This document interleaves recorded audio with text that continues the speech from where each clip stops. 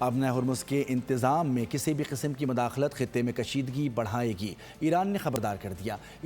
ایرانی وزیر خارجہ عباس عراقچی نے عراقی ہم منصب کے ہمراہ مشترکہ پریس کانفرنس کی۔ نیوز کانفرنس میں انہوں نے کہا کہ ابن ہرمز میں بحرینی ٹریفک بحال کرنے کی ذمہ داری صرف تہران پر ہے۔ خطے کو محفوظ رکھنے کے لیے تمام ممالک کو مل کر کام کرنا ہوگا۔ عراقی وزیر خارجہ فواد حسین نے کہا کہ ابن ہرمز کے اطراف کشیدگی جاری ہے اور یہ جنگ پورے خطے کے لیے نقصان دہ ہے، جسے فوری طور پر ختم ہونا چاہیے۔ ایران پر حملوں کے مخالف ہیں۔ ابن ہرمز کے انتظام میں کسی بھی قسم کی مداخلت خطے میں کشیدگی بڑھائے گی، ایران نے خبردار کر دیا۔ ایرانی وزیر خارجہ عباس عراقچی نے عراقی ہم منصب کے ہمراہ مشترکہ پریس کانفرنس کی۔